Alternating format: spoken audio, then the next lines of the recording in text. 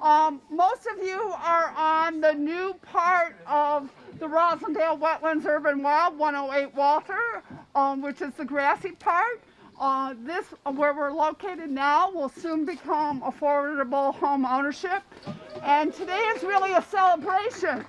We have been working really hard for many, many years and intensively for the last 18 months. So this is an effort of celebrating acquisitions, the acquisition of this property by the city and the Conservation Commission, as well as looking forward to the future. So I want to turn it over. I'm Kathy McCabe, and I'm the president of the Longfellow Area Neighborhood Association, and we work with the Roslindale Wetlands Task Force, and Jim Taff is going to be our MC, and he'll introduce the mayor. So.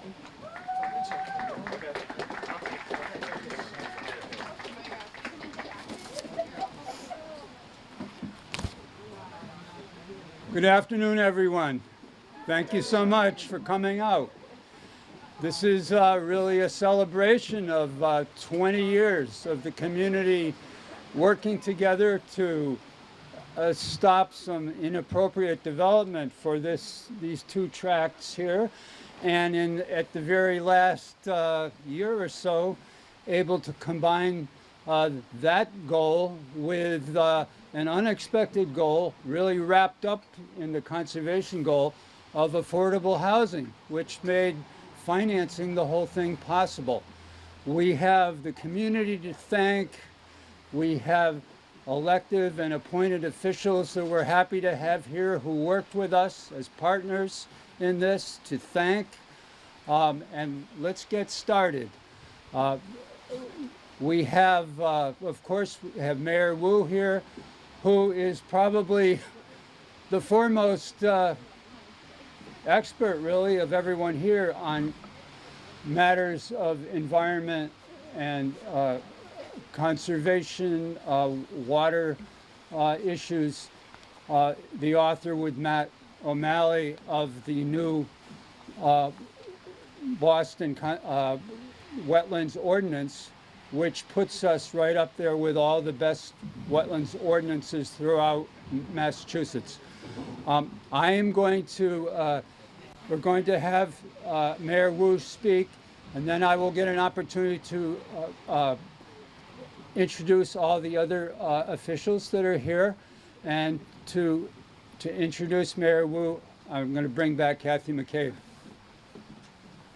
So in some ways, Mayor Wu needs no introduction because she's a fellow Roslindale neighbor. And as we all know, the first woman and first person of color elected mayor of the city of Boston. And we are so excited that you are here. Thanks, Kathy. Hi, everyone. Oh, hello. Okay, I know I just want to speed this up because we're having a very wet land today. Can I invite all of the fellow elected officials to come? We'll just go very quick to condense things, I think. And if anyone doesn't have an umbrella and wants to come up on the porch, there is plenty of room up here still, so please come up. And we have extra umbrellas here too. Thank you, Chief.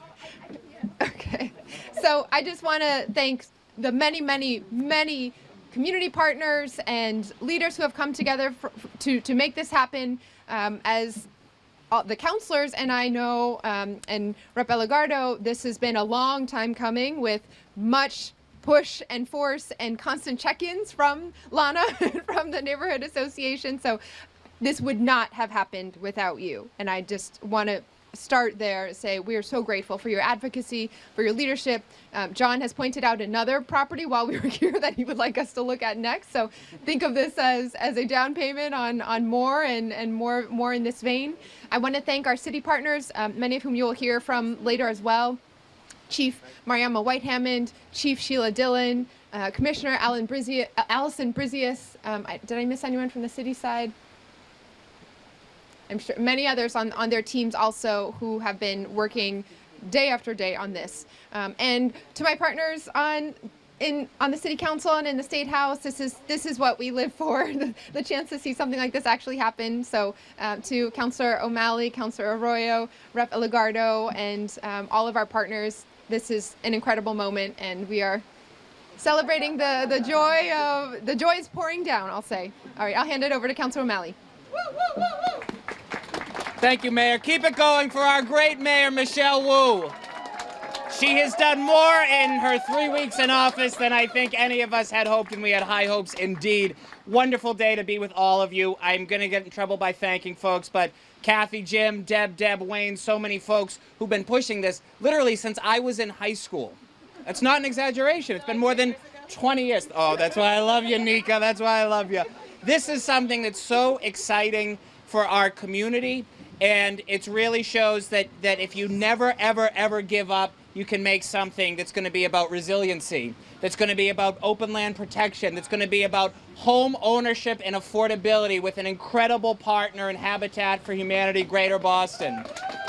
And for me personally, many of you know this, my dad grew up on Coniston Road. My Aunt Maureen Rodriguez is here. She still lives in the house he grew up playing in these wetlands. I grew up playing in these wetlands, and because of all of you, my daughter is going to grow up playing in these wetlands as well. Great day for our neighborhood. Thank you so much, and congratulations. And I'll bring up now Councilor Ricardo Arroyo. Thank you. And if everybody could just give another ovation for Matt O'Malley, who's leaving the council, has given a decade of his life to making the city better.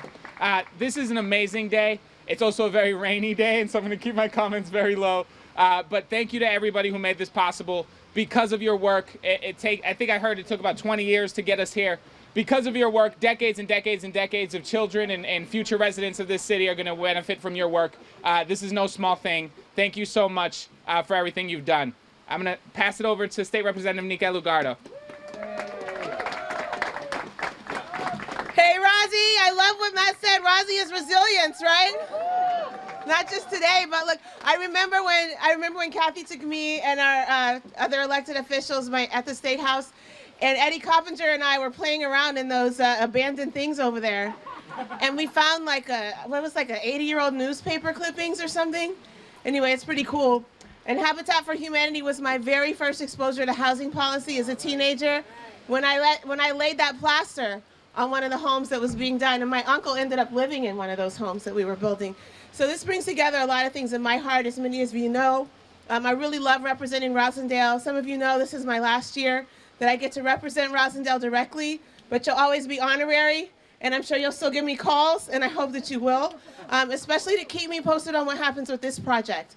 Because the link between affordable housing and climate resiliency is real and powerful. And the more we put environmental justice at the forefront of housing, the more successful we're going to be at housing for all that's truly equitable and just. So on that note, I have the great honor of introducing my long-term friend and my go-to person for environmental justice before I even really knew what it looked like, Mariama White-Hammond.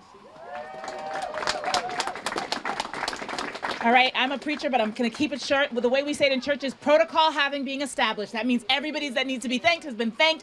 Great to be here. And just, you know, what's exciting about this is the affordable housing and the maintenance of wetlands, but also that the people who live here will be able to partake of all of the conservation land behind us. They'll be able to go running. They'll be able to walk along those paths.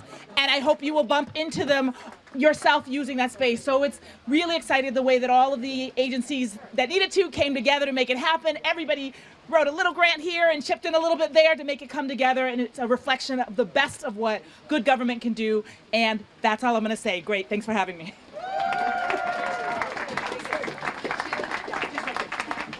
2 seconds, 2 seconds. So I just thought this morning when I was walking the dog, celebrate and replicate. This was the best.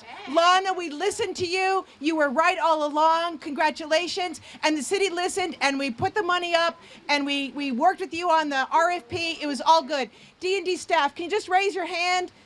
Yeah. I'm not going to call them out, but they were fabulous, making the money available. Look forward to working with Habitat on the new housing. Thank you.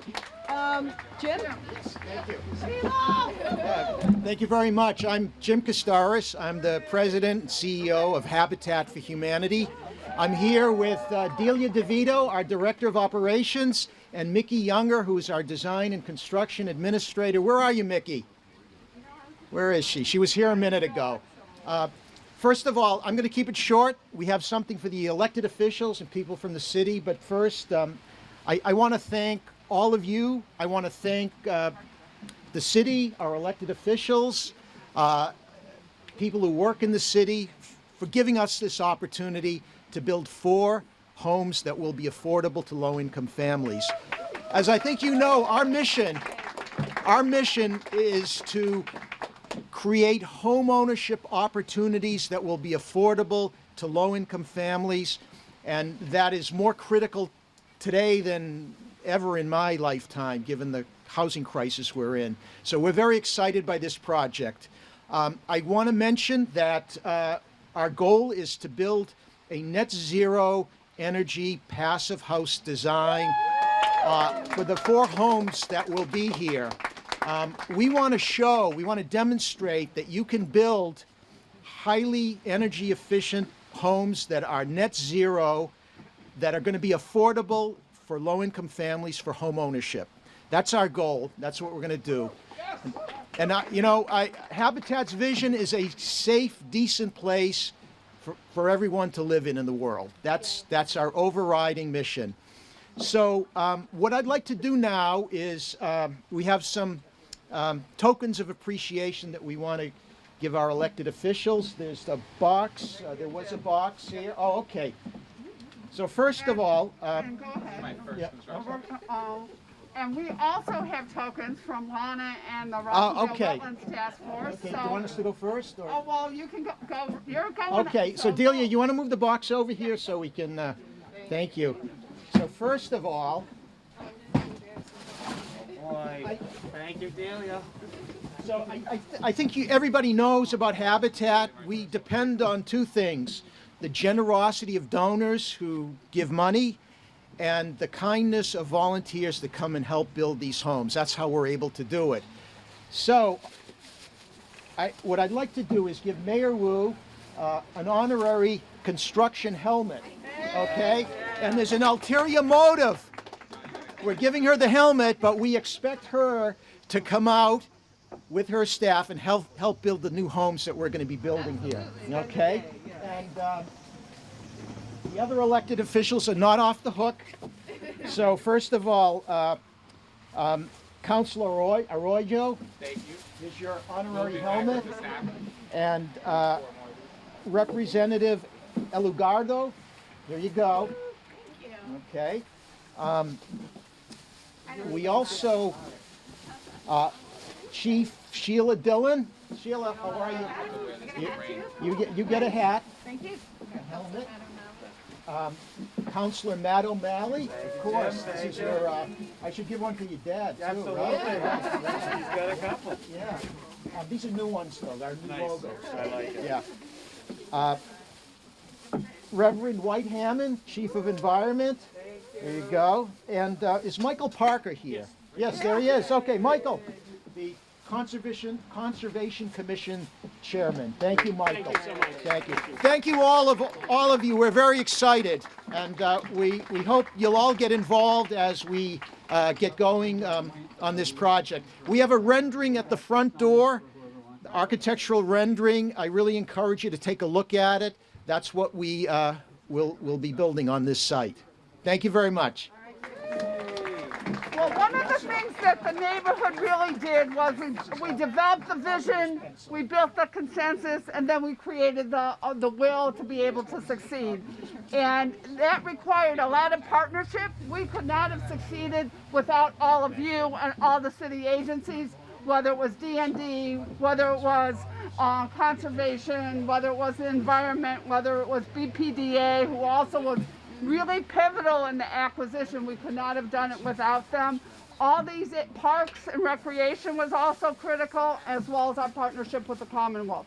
So it was the partnership with the neighborhood vision that made it a success. So thank you. And we have Deb Beatty-Mall, I think, has something to give to all the elected officials. So, and as well as Michael Parker, who's chair of the Conservation Commission, and as we were doing our lightning speed when it was coming down rain, Michael, do you want to say anything?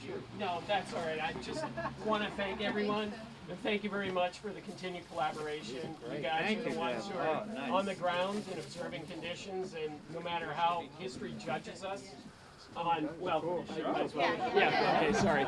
So thank you very much.